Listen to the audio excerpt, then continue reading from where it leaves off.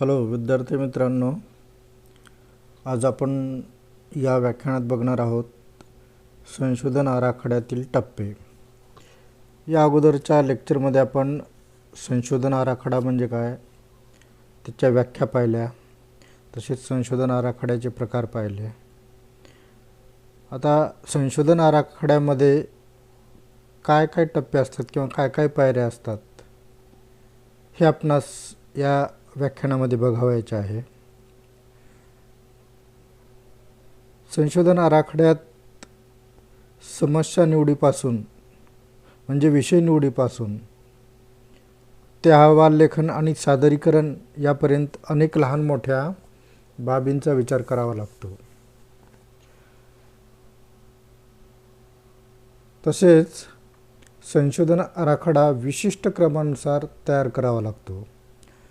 संशोधन आराखड्याचे विविध टप्पे किंवा पायऱ्या पुढील प्रमाणे. आता त्याच्यामध्ये नंबर 1, संशोधन आराखड्याची पहिली पायरी म्हणजे समस्या निवड. समस्या निवड म्हणजे ज्या विषयावर आपल्याला संशोधन करायचं आहे तो विषय किंवा ती समस्या, जी समस्या सोडवायची आहे ती समस्या सोडवण्यासाठी आपल्याला संशोधन करावायचं आहे. त्यामुळं संशोधन करताना पहिला प्रश्न कोणता आपल्याला पडेल तर आपली समस्या कोणती आहे, समाधान कोणत्या समस्येचं करायचं आहे, कोणत्या समस्येवर आपल्याला संशोधन करायचं आहे, म्हणजे संशोधनाचा विषय काय आहे आणि त्या विषयाची, त्या समस्येची आपल्याला प्रथम निवड करावी लागेल. आणि हा संशोधन आराखड्यातील पहिला टप्पा किंवा पहिली पायरी होय. जेव्हा संशोधनाचा आराखडा तयार करतो तेव्हा संशोधन आराखडा म्हणजे एक नियोजन असतं आणि या नियोजनामध्ये विविध पायऱ्या असतात. त्या पायऱ्यांमध्ये एक सुसंगती असते, विशिष्ट क्रम असतो. त्या क्रमातील पहिली पायरी म्हणजे समस्या निवड किंवा विषय निवड होय. नंबर 2 आहे संशोधन विषयाचे शीर्षक. कोणताही संशोधन विषय असेल किंवा आपलं संशोधन असेल त्याला आपल्याला शीर्षक द्यावं लागतं. त्यानंतर संशोधनाची उद्दिष्टे. नेमकं संशोधनामध्ये आपल्याला काय शोधून काढावायचं आहे, संशोधन आपलं कोणत्या दिशेनं जाणार आहे, म्हणजे संशोधनाची उद्दिष्टे काय आहेत, ही तिसरी पायरी. त्यानंतर गृहीतकाची बांधणी. आपल्याला संशोधन करत असताना एक गृहीतक घ्यावं लागतं आणि हे गृहीतक खरं असेल किंवा खोटं असेल ते आपल्याला नंतर सिद्ध करायचं असतं. तर गृहीतकाची आपल्याला बांधणी करावी लागते. आपला जो काही ढोबळ आपण अभ्यास केलेला आहे किंवा जी काही माहिती सामग्री गोळा केलेली आहे त्यावरून आपल्याला गृहीतकाची बांधणी करावी लागते. त्यानंतर आहे साहित्याचा आढावा किंवा पुनरावलोकन. मग जो विषय घेतलेला आहे, जी समस्या घेतलेली आहे त्या समस्येसंबंधित, संशोधनाच्या विषयासंबंधित जे काही साहित्य या अगोदर निर्माण झालेले किंवा कोणी या विषयावर जे काही संशोधन केलेलं आहे त्याचा आपल्याला आढावा घ्यावा लागतो किंवा त्याचं पुनरावलोकन आपल्या संशोधनामध्ये द्यावं लागतं की जेणेकरून आपल्यालाही आपल्या संशोधनाला एक विशिष्ट दिशा मिळू शकते. त्यानंतर आहे संशोधन पद्धती.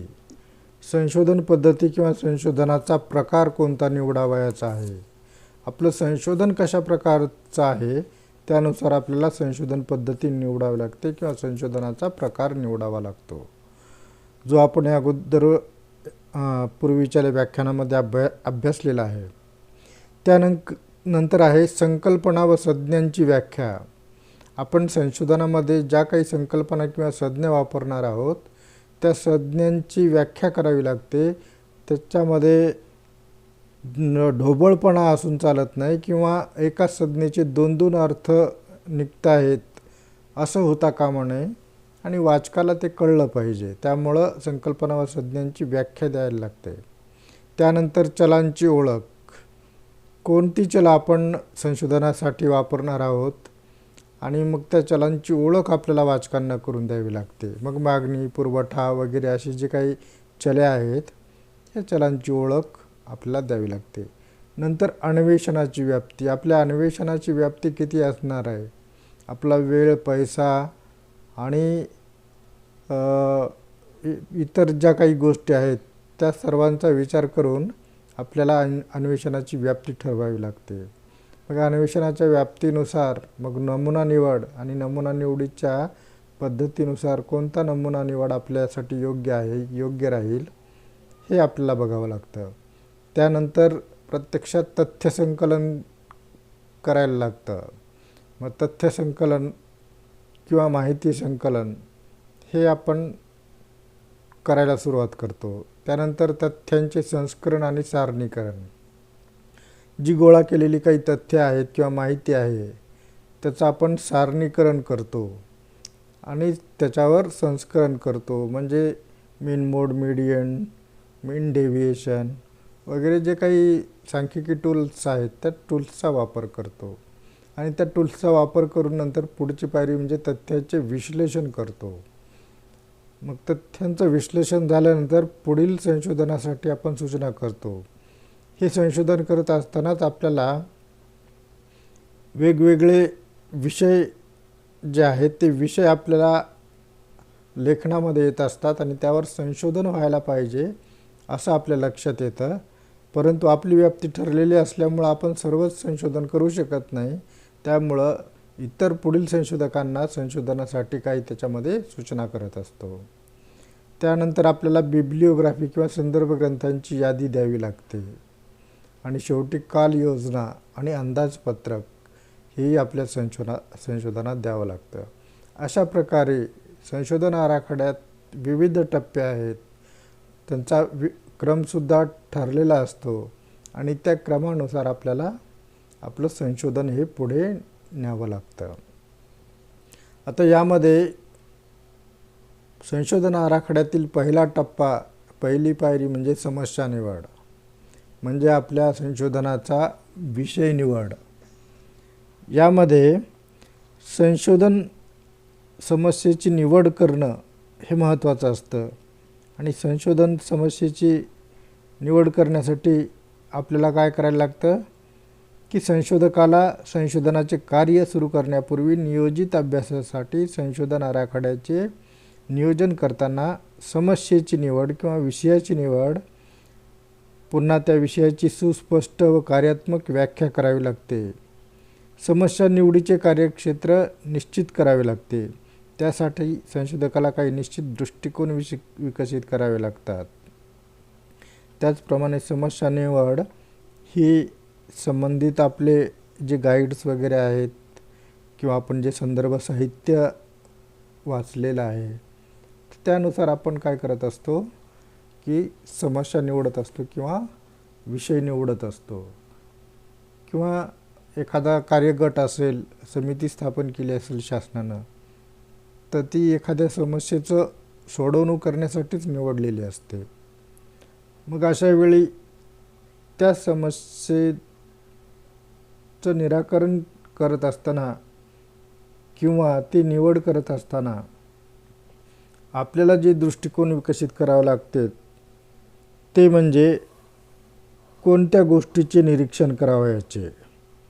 म्हणजे समस्या निवड करत असताना आपल्याला बघायचं की आपल्या समस्येमध्ये समस्या सोडवणूक करताना निरीक्षणं करावी लागतात. प्रत्यक्ष आपल्याला सर्वेक्षण करावं लागतं. मग कोणत्या गोष्टीचं सर्वेक्षण करावायचं आहे, कोणाचं सर्वेक्षण करावायचं आहे, ते सर्वेक्षणाचा प्रकार कोणता असावा, सर्वेक्षणाची किंवा निरीक्षणाची उद्दिष्टे कोणती असावी, पुन्हा त्या जी काही सर्वेक्षण केलेलं आहे, जी काही माहिती गोळा केलेली डेटा त्याची नोंद कशी ठेवायची आहे, निरीक्षणं जी काही केलेली आहेत किंवा जो काही डेटा गोळा केलेला आहे त्याचं स्पष्टीकरण आणि विश्लेषण कसं करायचं, निरीक्षणातून अनुमान काय काढले जाऊ शकतात, या सर्व दृष्टिकोनांविषयी संशोधकास पुरेशी माहिती असावी लागते. पुढील टप्पा किंवा पुढील पायरी म्हणजे संशोधन विषयाचे शीर्षक. संशोधन विषयाचं शीर्षक, संशोधन प्रकल्पाचे शीर्षक संशोधन विषयाचे उद्दिष्ट आणि व्याप्ती स्पष्ट करत असतं. त्यासाठी ते स्पष्ट शब्दात लिहिलं पाहिजे. अर्थात संशोधन प्रकल्पाचे शीर्षक हे संक्षिप्त असावे, तसेच ते अर्थपूर्णही असावे. आता शीर्षक म्हटलं तर शीर्षक हे नेहमी संक्षिप्तच असतं, ते अगदी छोटंच असावं लागतं. अर्थपूर्ण शीर्षकासाठी संशोधकास संशोधन विषयावर वाचन, चिंतन व मनन करावं लागतं. मार्गदर्शक व इतर तज्ज्ञांशी चर्चा करावी लागते. त्यातून संशोधन समस्येच्या व्याप्तीवर प्रकाश टाकणारे शीर्षक तयार होते. म्हणजे दुसरी पायरी आहे संशोधन विषयाचं शीर्षक तयार करणे. तिसरी पायरी आहे संशोधनाची उद्दिष्टे. कोणतंही कार्य हाती घेतलं तर ते निश्चित दिशेनं जाणं महत्त्वाचं असतं. कोणत्याही दिशेनं आपण कार्य केलं तर आपलं जे काही इप्सित आहे ते इप्सित आपण साध्य करू शकणार नाही. त्यामुळं संशोधन हे सुद्धा एक कार्य आहे आणि त्यालासुद्धा एका विशिष्ट दिशेने न्यायचं असेल आणि समस्येची सोडवणूक करायची असेल तर उद्दिष्ट ठरवावे लागतात. आणि उद्दिष्ट ठरवल्याशिवाय आपल्याला संशोधन हे योग्य दिशेनं करता येणार नाही. तर संशोधनाची उद्दिष्ट ही स्पष्ट शब्दात आपल्याला मांडावयास हवीत आणि ती विधानाच्या स्वरूपात असावयास हवीत. प्रस्तावित संशोधन कोणत्या स्वरूपाचं आहे, म्हणजे ते वर्णनात्मक, निदानात्मक आहे की प्रयोगात्मक आहे, संशोधनाची व्याप्ती किती आहे, संशोधनाची उद्दिष्टे या सर्वांवर अवलंबून असतात. संशोधनाच्या उद्दिष्टामुळे संशोधकास एक निश्चित दिशा मिळते. त्याचबरोबर कोणत्या प्रकारची माहिती गोळा करायची आणि त्याची व्याप्ती किती याचा अंदाजसुद्धा संशोधनाच्या उद्दिष्टांमुळे आपल्याला येत असतो. त्यानंतर गृहीतकाची बांधणी. संशोधन समस्येची निवड व त्याचं नेमकं सूत्रीकरण झाल्यानंतर, म्हणजेच उद्दिष्ट ठरवल्यानंतर संशोधन प्रक्रियेतील सर्वात महत्त्वाचा टप्पा म्हणजे गृहीतकाची बांधणी व त्याची चौकट निश्चित करणे. संशोधनामध्ये गृहीत धरलेलं जे काही विधान म्हणजेच गृहीतक किंवा परिकल्पना त्याला हायपोथेसिस असं म्हणतात. गृहीतक असे विधान असते की ज्याच्या चूक किंवा बरोबरपणाबद्दल आपल्याला खात्री असत नाही, परंतु असे विधान बरोबर आहे असे मानल्यास त्याचे काय परिणाम असतील हे पाहण्यासाठी त्याची कसून तपासणी केली जाते. प्राथमिक स्वरूपात गृहीतक हे एखाद्या घटनाक्रमाचे किंवा तथ्याचे शक्य व संभाव्य स्पष्टीकरण असते. दोन किंवा अधिक चलांमधील सहसंबंध स्पष्ट करण्यासाठी गृहीतकाचा वापर करता येतो. म्हणजे जर आपल्याला एखाद्या वस्तूची मागणी जी आहे त्या मागणीवर आपल्याला संशोधन करायचं असेल तर मागणी कशावर अवलंबून आहे हे आपल्याला बघायला लागेल. मग त्या वस्तूची किंमत काय आहे, पुन्हा ती वस्तू विकत घेणारे जे ग्राहक आहेत त्यांची आवड निवड काय आहे, या सगळ्या गोष्टींचा परिणाम मागणीवर होत असतो. आणि त्या गोष्टीचा पुरवठा किती आहे. तर अशा प्रकारे जर पुरवठा वाढला तर मागणीवर काय परिणाम होतो, किंवा पुरवठा कमी झाला तर मागणी कशी वाढते की कमी होते. किमतीवर सुद्धा मागणी अवलंबून असते. किंमत वाढली की मागणी कमी होते, किंमत कमी झाली की मागणी वाढते. अशा प्रकारे मग आपल्याला एक विधान इथं तयार करता येतं की किंमत आणि मागणी यांच्यामध्ये रेसिप्रोकल, ज्याला काय म्हणता येईल, व्यस्त संबंध आहे. तर हे झालं गृहीतक. अशा प्रकारे गृहीतकाचं आपल्याला विधान घ्यावं लागतं आणि मग ते आपल्याला आपल्या संशोधनातून सिद्ध करावं लागतं. तर विद्यार्थी मित्रांनो, सध्या आपण येथे थांबूयात. धन्यवाद.